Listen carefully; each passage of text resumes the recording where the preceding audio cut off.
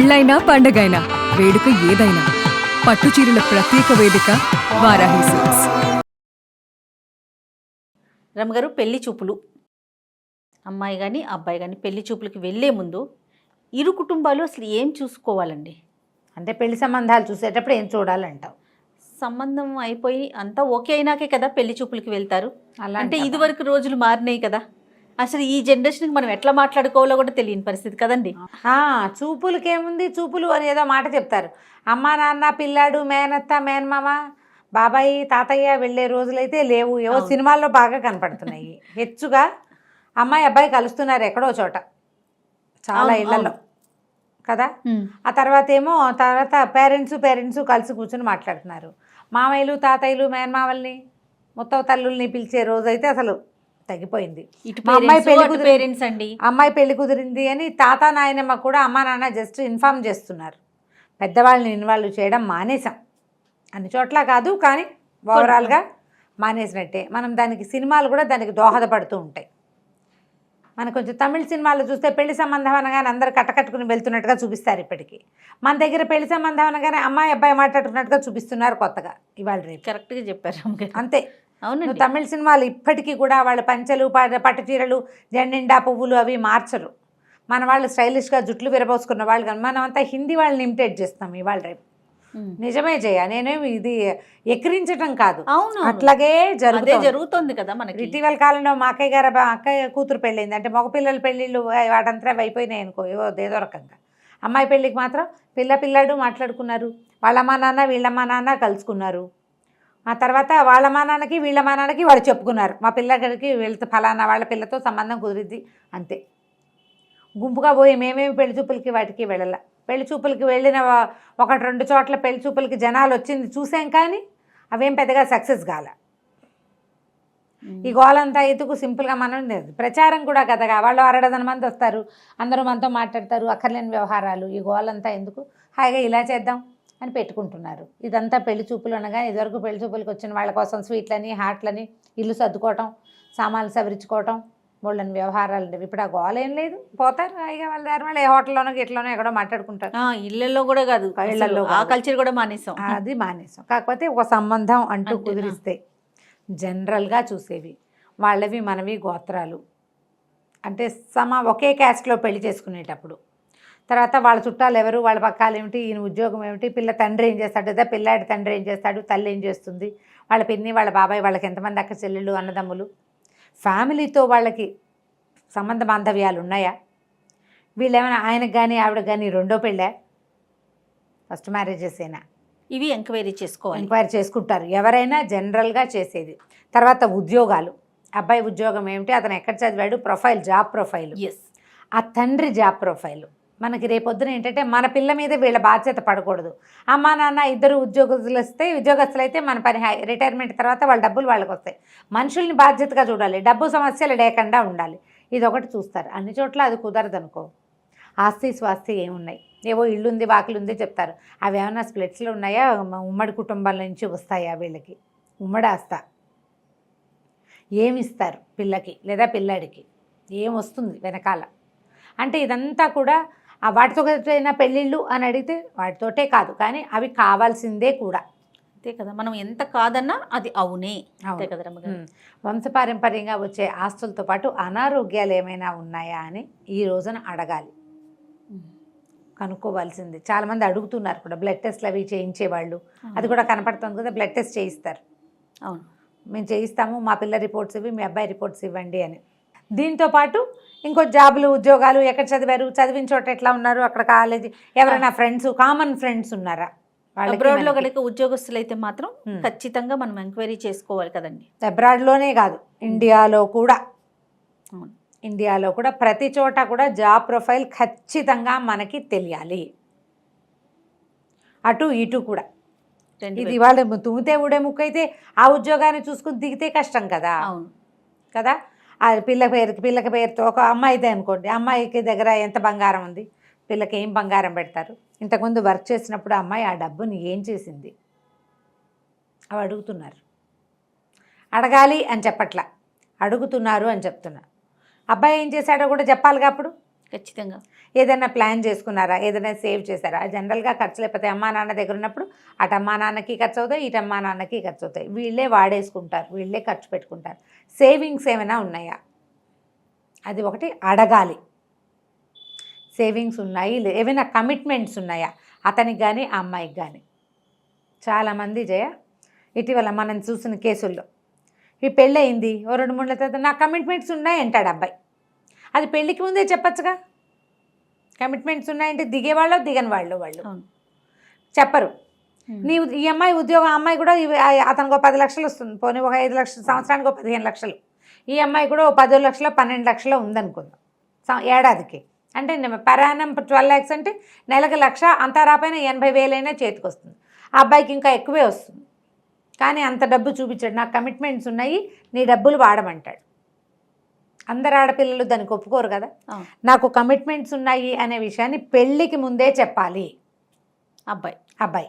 అమ్మాయి కూడా నాకు కమిట్మెంట్స్ ఉన్నాయి, మా పేరెంట్స్ని నేను చూసుకోవాలి, లేదా మా చెల్లెల్ని నేను చదివించాలి, మా నాన్న వాళ్ళు ఇల్లు కడుతుంటే నేను కమిట్ అయ్యాను, నేను వాళ్ళకి కొంత ఖచ్చితంగా ఖర్చు పెట్టాలి, లేదా నేను ఎల్ఐసీలో ఇవ్వనే సంవత్సరానికి ఇంత కట్ అయిపోతుంది నాకు అనే మాటని క్లియర్గా ఈ మాట్లాడుకునేటప్పుడు మన కమిట్మెంట్ ఏంటి అనేది మాట్లాడుకోవాలి.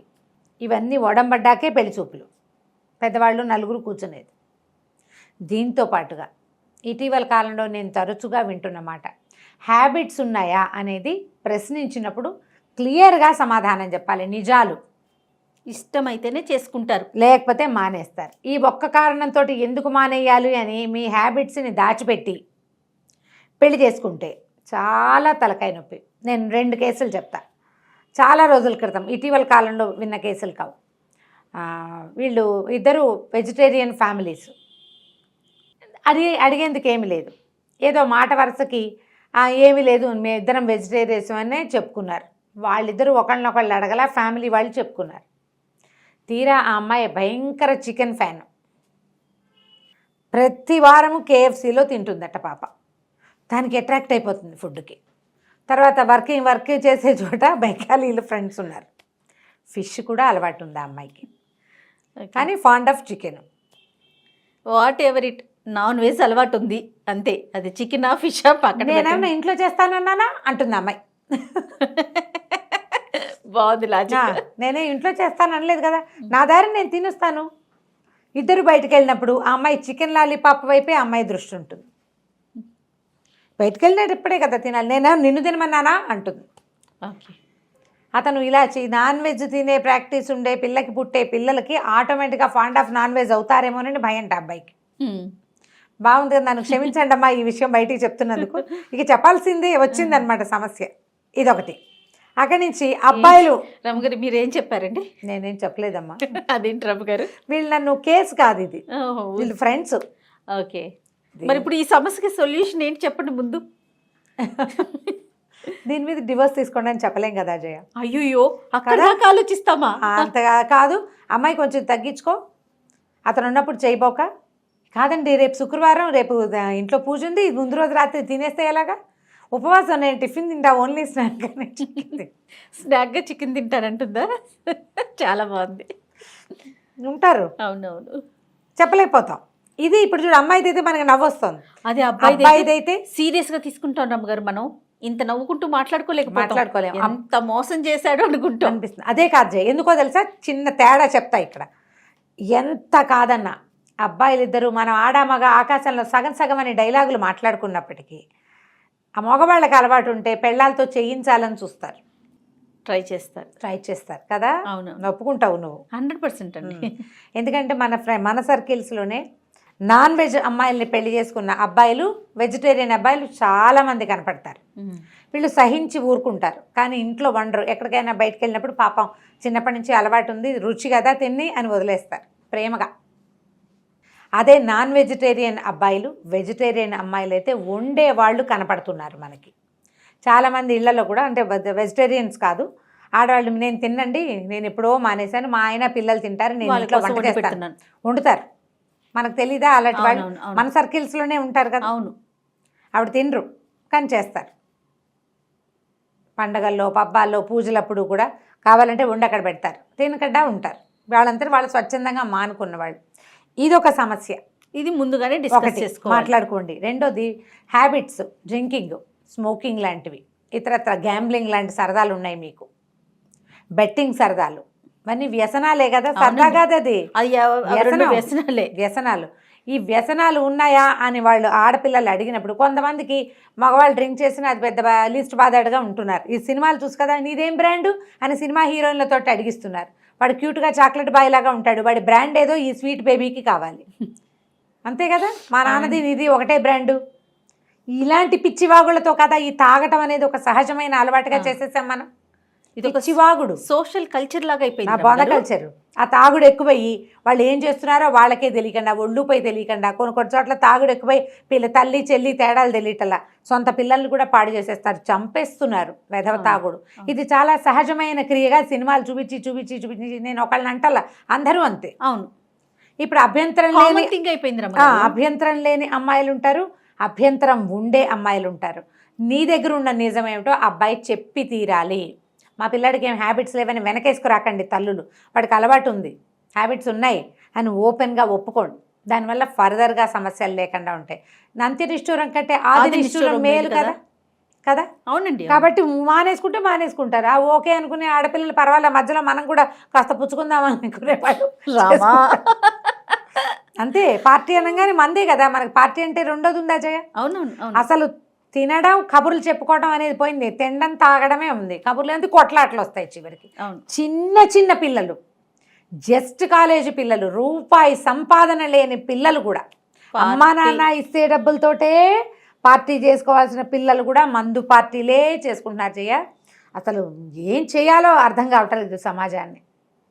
వినేవి, చూసేవి, కనిపించేవి, ఎవరి దగ్గరైనా వినేవి, సినిమాల్లో చూడు, కథల్లో చూడు, నావెల్స్లో చూడు, ఎక్కడ చూడు ఇదే గోల. అవును, తాగేయటం. ఏమిటో చచ్చిపోతారో దానికోసం మనకు అర్థం కాదు. అంతే, దాని మీద మాట్లాడి ఎంతసేపు మాట్లాడినా కానీ దీని మీద ఈ విషయం మాత్రం ముందుగానే ఖచ్చితంగా మీకు హ్యాబిట్స్ ఉంటే వివరంగా చెప్పాలి. వాళ్ళు ఒప్పుకుంటేనే పెళ్ళి. ఎవరు ఒప్పుకుంటారండి అంటే మానేయి, మరి ఎవరు ఒప్పుకోరు. నీకు పెళ్లి కావాలంటే మానేసుకోవాలి అంతే. కనీసం దానికి ఒక నియమం పెట్టుకుని తగలబడితే ఇంత రోజు కాదు, వారము కాదు, భార్యతో ఉన్నప్పుడు కాదు, అలాంటి నియమాలు పెద్దవాళ్ళు ఉన్నప్పుడు కాదు, ఎక్కడికైనా ట్రిప్కి వెళ్ళినప్పుడు కాదు, చెయ్యం అని అలాంటి నియమాలైనా పెట్టుకుంటే మీ బతుక్కి ఒక నియమం ఏడుస్తుంది, ఆ జీవితం సజావుగా వెళ్తుంది, మీ కంపానియన్స్ ఏడవకుండా ఉంటారు. అంతే. ఇలా ఆలోచించుకుని పెళ్లి సంబంధాలు చూసుకోవాలి. ఇంకా అప్పుడు వీళ్ళకి అమ్మాయికి కానీ అబ్బాయికి కానీ ఇతరితర స్నేహాలు కానీ ఇలాంటివి ఉంటే డిస్కస్ చేసుకోవచ్చు అంటారా పెళ్లి చూపులకి? ఇప్పుడు ఈ రోజు కల్చర్ కదా, నీకు ఎంతమంది గర్ల్ ఫ్రెండ్స్ ఉన్నారు, నువ్వు ఎంతమందితో మూవ్ అయ్యావు, మూవ్ ఇన్గా ఎవరితోటైనా ఉన్నావా, ఇవి కూడా అడిగేస్తున్నారు, మాట్లాడుకుంటున్నారు. నిజం చెప్పేవాళ్ళు చెప్తారు జయ, పెళ్ళిళ్ళు అయ్యాక పొసెసివ్గా ఉంటారు.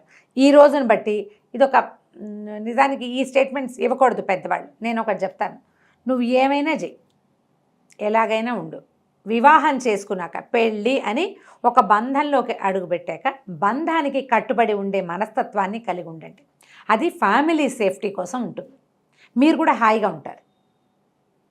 పెళ్ళికి ముందు రకరకాల వ్యవహారాలు ఎవరికైనా ఉంటున్నాయి. ఈ రోజున పెళ్లి చేసుకున్నాకైనా సరిగ్గా ఉండు, అది తప్పే.